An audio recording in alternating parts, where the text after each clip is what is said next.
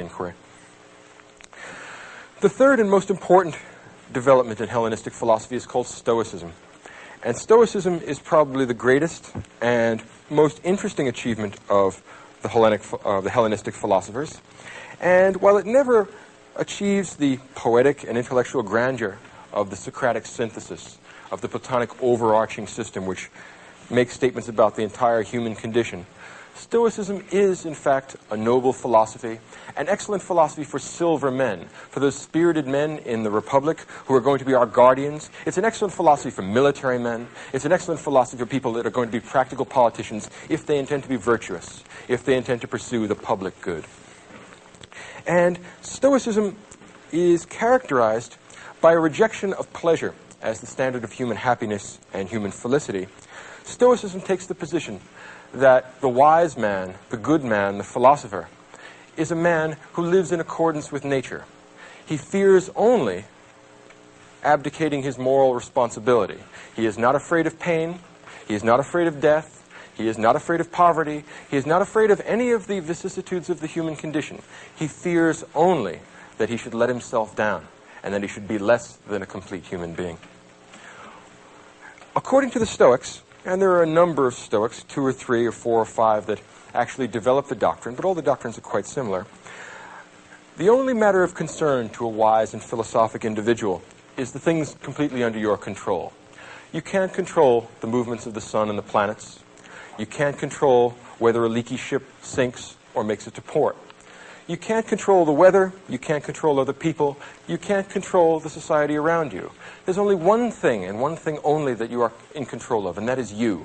Your will, your intentions, yourself. In other words, the wise man, the truly philosophical man, is the man who is entirely in control of his own soul, who takes utter and complete moral responsibility for his actions, and is indifferent to everything else, not because he doesn't care about other people, not because he doesn't care about the felicity of the entire human species, but because it's not under his control.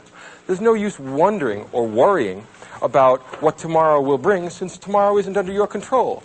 Do what's right today, and let tomorrow take care of itself. The Stoic philosopher is the man who has liberated himself from fear. He's not afraid of death. He's not afraid of pain. He's not afraid of other people's dismissal as a fool. The only thing he cares about is that he should meet his moral obligations. Ralph Waldo Emerson once said that greatness is the perception that virtue is enough, which is an elegant and beautiful line. And he might well have stolen that from one of the Stoics, because all of the Stoics basically believe that. Virtue, moral virtue, an organized soul which pursues rationally the ends which are good for all human beings, that's the Stoic conception of virtue. They finally understand their greatness consists in the fact that they perceive that virtue is enough. We do not need wealth. We do not need sexual gratification. We do not need life itself. If moral virtue tells us that we must die in the pursuit of some good end, the protection of our family, the protection of our home, the protection of the innocent, in the doing of right, nothing should be spared, not even our lives. The Stoic wise man is a man who has trained his soul, trained his mind, so that he is not afraid of apparent evils. He is only afraid of real evil. He is afraid of losing control of his soul. He is afraid of being a slave to lust, to desire, to emotion.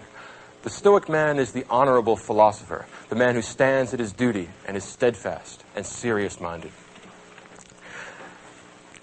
In living according to nature, what the Stoic philosopher does is examine the nature of the human condition and the nature of the world around us. He discerns his position in nature. He discerns the kind of creature that he is. And he lives in such a way as not to disgrace himself, as not to be less than what he truly could be. He won't live the swinish life that we found with Aristophanes. He wants to be, if not a god, certainly not less than human. He won't be an animal either. He will live up to the fullest potentials that human being has to offer. Now, among the Roman Stoics, 2 are especially noteworthy. One is Epictetus, and one is Marcus Aurelius. And one of the wonderful ironies about the history of philosophy is that Epictetus was a slave and Marcus Aurelius was an emperor.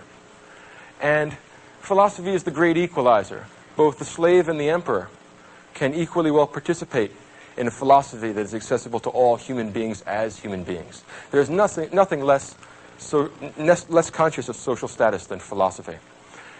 A wise man, a man who is disciplined, in control of his motions, and follows the way of nature, can be a good man no matter what his position in the social structure is.